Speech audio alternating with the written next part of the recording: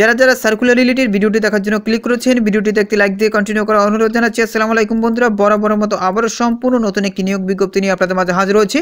বন্ধুরা, অবশেষে ধর্ম বিষয়ক মন্ত্রণালয়ে নতুন একটি নিয়োগ বিজ্ঞপ্তি প্রকাশ করা হয়েছে। এখানে আপনারা বাংলাদেশের সকল জেলা থেকে এসএসসি, এইচএসসি এবং স্নাতক পাশের ছেলে এবং মেয়ে উভয় প্রার্থী আবেদন করতে পারবেন।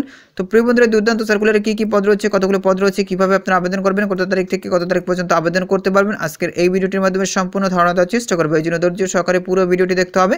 প্রিয় বন্ধুরা, মূল ভিডিওটি শুরু করার আগে বরাবরের মতো ছোট্ট একটি রিকোয়েস্ট থাকবে। আপনি যদি আমাদের এই পরিবারের নতুন দর্শক হয়ে থাকেন, এরকম নতুন নতুন সার্কুলার রিলেটেড ভিডিও সবার আগে পেতে আমাদের এই চ্যানেলটি সাবস্ক্রাইব করে পাশে থাকা বেল আইকনটি অন করে রাখুন পরবর্তী ভিডিও নোটিফিকেশন পেতে। আর যারা সাবস্ক্রাইব করেছেন তাদেরকে অসংখ্য ধন্যবাদ। তো প্রিয় বন্ধুরা, আমি আপনাদেরকে দেখাচ্ছি সার্কুলারটি দেখতে পাচ্ছেন গণপ্রজাতন্ত্রী বাংলাদেশ সরকার ধর্ম বিষয়ক মন্ত্রণালয়।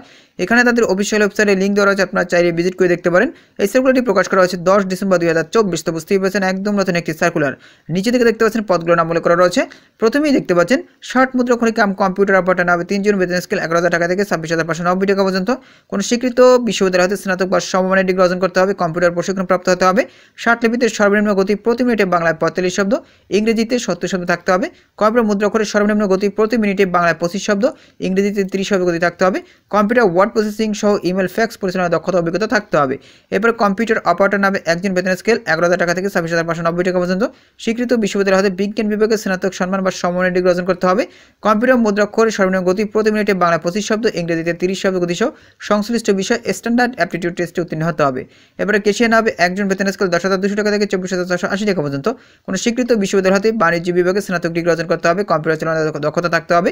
কম্পিউটার ওয়ার্ড প্রসেসিং সহ কম্পিউটার চালানোর দক্ষতা অভিজ্ঞতা থাকতে হবে। এরপর দেখতে পাচ্ছেন ডাটা এন্ট্রি বা কম্পিউটার অপারেটর নামে একজন, বেতন স্কেল 9,300 টাকা থেকে 22,490 টাকা পর্যন্ত। কোনো স্বীকৃত বোর্ড হতে উচ্চ মাধ্যমিক সার্টিফিকেট বা সমমানের পরীক্ষা উত্তীর্ণ। কম্পিউটার মুদ্রাক্ষরের সর্বনিম্ন গতি প্রতি মিনিটে বাংলা 20 শব্দ এবং ইংরেজিতে 20 শব্দ গতি সহ সংশ্লিষ্ট বিষয় স্ট্যান্ডার্ড অ্যাপটিটিউড টেস্টে উত্তীর্ণ হতে হবে। এরপর অভিষয়ক নামে 4 জন, বেতন স্কেল 8,250 টাকা থেকে 20,010 টাকা পর্যন্ত। কোনো স্বীকৃত বোর্ড হতে আপনাদেরকে এসএসসি বা সমমানে পাস করতে হবে, সেক্ষেত্রে আপনারা এই পদটিতে আবেদন করতে পারবেন। তো প্রিয় বন্ধুরা, এখন আসি কীভাবে আপনারা আবেদন করবেন। অবশ্যই আপনাদেরকে অনলাইনে আবেদন করতে হবে, অনলাইন ছাড়া আপনারা এই সার্কুলার আবেদন করতে পারবেন না।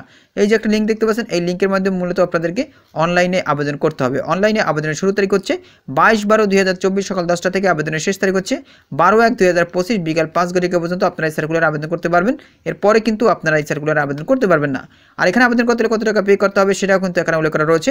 টেলিটক প্রিপেড মোবাইল নাম্বারের মাধ্যমে 2টি SMS করে পরীক্ষার ফি বাবদ, প্রিয় বন্ধুরা দেখতেই পাচ্ছেন, শর্ট মুদ্রাক্ষরিক কাম কম্পিউটার অপারেটর, ক্যাশিয়ার ও ডাটা এন্ট্রি কন্ট্রোল অপারেটর পদের জন্য 223 টাকা পে করতে হবে 72 ঘন্টার ভিতরে। এছাড়া দেখতেই পাচ্ছেন অভিষয়ক পদের জন্য আপনাদেরকে মোট সার্ভিস চার্জ 112 টাকা পে করতে হবে 72 ঘন্টার ভিতরে।